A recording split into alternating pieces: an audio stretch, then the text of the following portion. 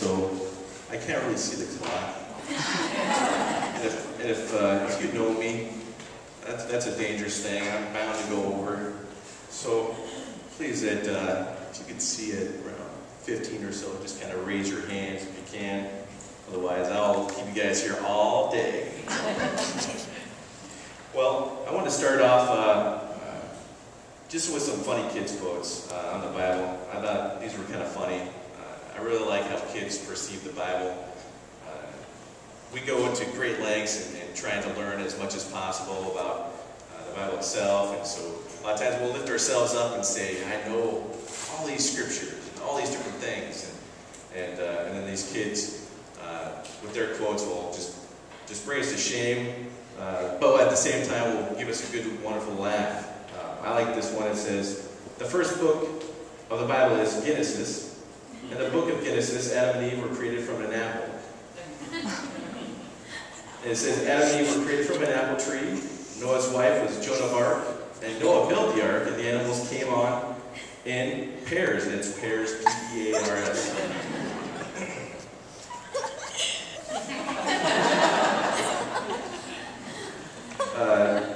Another one is Moses went to the top of Mount Sinai to get the 10 Commandments. And the first commandment was when Eve told Adam to eat the apple.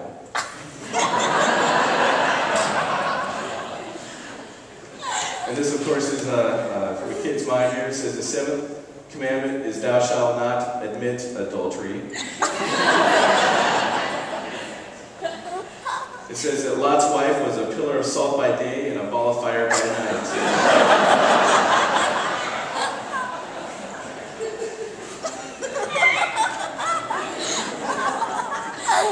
It says that Samson slayed the Philistines with the axe of the apostles. Obviously, they didn't understand that one yet. But the greatest miracle in the Bible is when Joshua told his son to stand still, and he actually obeyed him. Unleavened bread is bread made with no ingredients.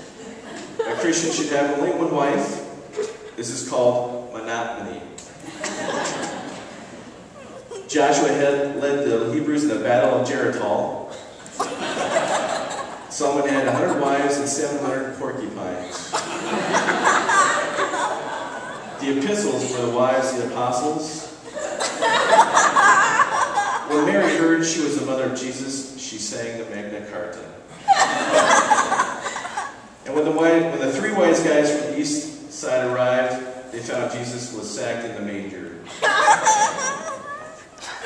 The people followed the Lord were called the 12 decibels. I think these are great and wonderful illustrations of how children perceive the Bible. This is wonderful. Kids are awesome and they're amazing. And so I'm going to share a little bit about children of themselves. And one of the things I was just thinking about as I was going over the scripture, anyone that has children can appreciate the mother with a child in each hand in Walmart, yelling empty threats to get them from underneath the coat racks, or to chasing them throughout one aisle to the other. Kids are tough to keep track of. They're tough to protect, to feed. They're difficult to maintain, and they're expensive. As a father, I recall when one of my first boys, when they first started learning how to walk, it was more, he went from walking straight to running, and he would run from one location to the next, and every time he would clip our coffee table. And it had square edges, and it was painful. More for him than it was for me, but it was painful to watch. And I thought, well, that'll learn him, right? As a father, you think, well, he's learning something here.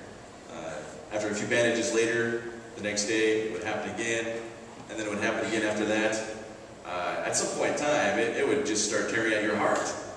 And that was an obstacle in his life. And he was constantly running over it, again and again and again. And so I couldn't stand it any longer, so I had to actually have that coffee table removed. And I broke it into pieces, and I threw it through the garbage. And that was one of the obstacles that I just couldn't bear to see my son run into again and again and again. It was causing him pain. Another thing was was when he'd go crawling, he'd be putting things in his mouth. Anything from dirt, he really liked that. The other thing was crickets. That's right.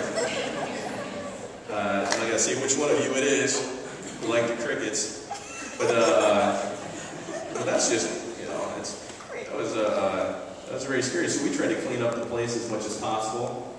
At the same time, God sees the obstacles in all of our lives.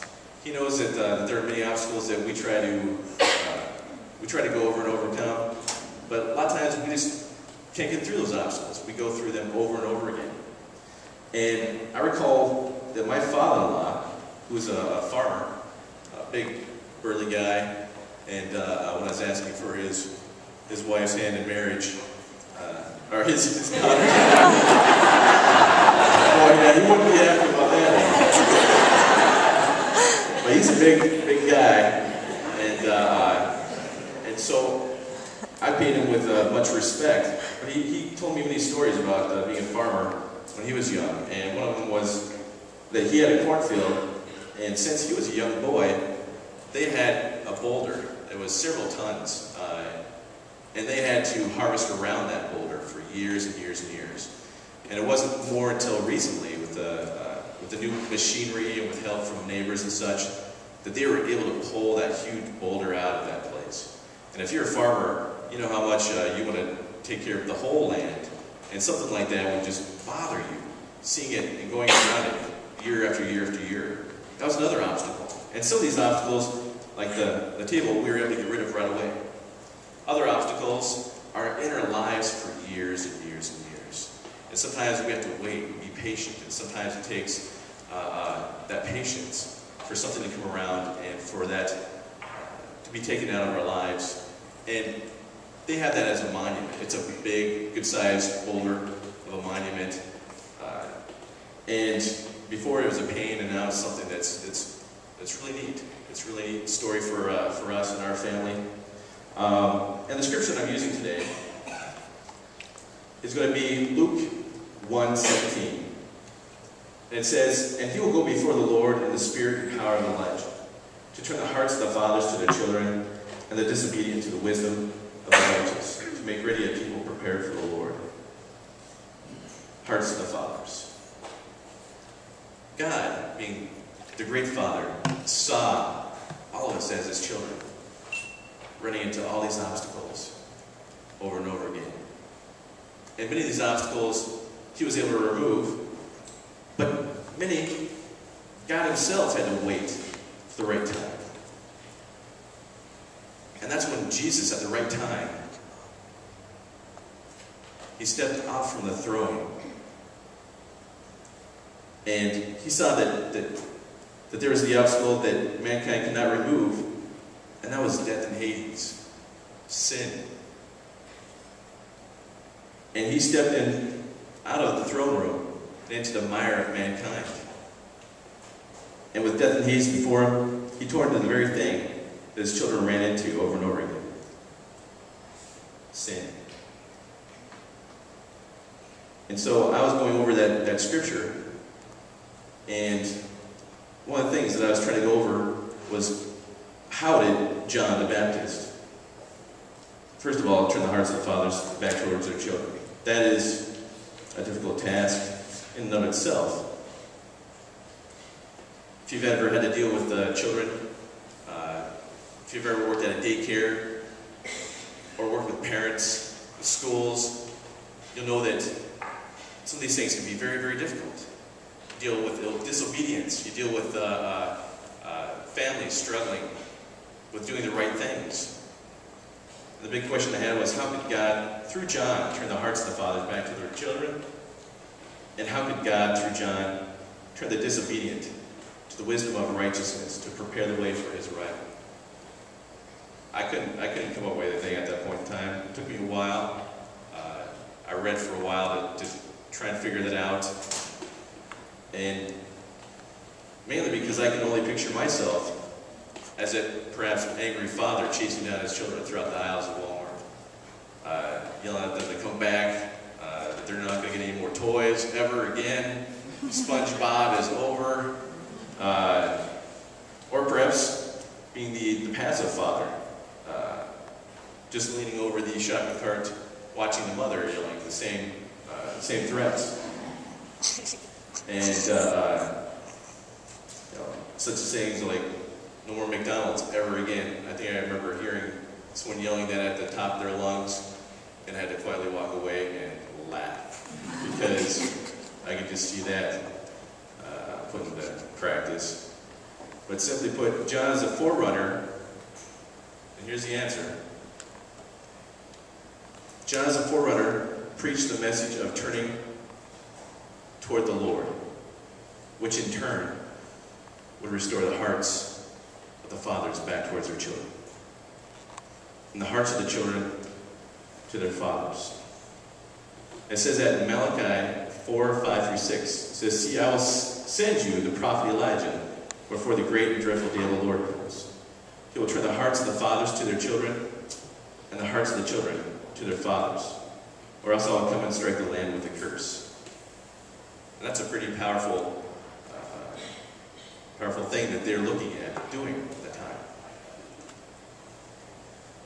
But Jesus came at the right time, after the hearts were turned towards the fathers were turned towards their children.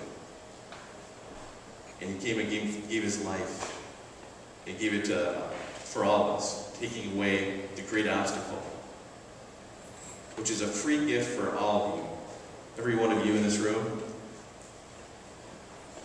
And by fathers here in this room, even grandfathers or even mothers, by turning towards the Lord, turning your eyes towards Jesus, putting your lives towards Him, will turn things around dramatically. And so I want to leave you with that, by the amazing scripture here that John, his father, was a Levitical priest. And for generations, they had to meticulously take down all the different things they had to do in the temple. And that practice was so complicated that it'd take years and years and years for them to go through. You talk about being obedient and then stepping away from all of that. He was the only son to Zechariah. And then putting your life before Jesus Christ. They did amazing, amazing things. So with that, I want to see if we can have Zachary do a solo here.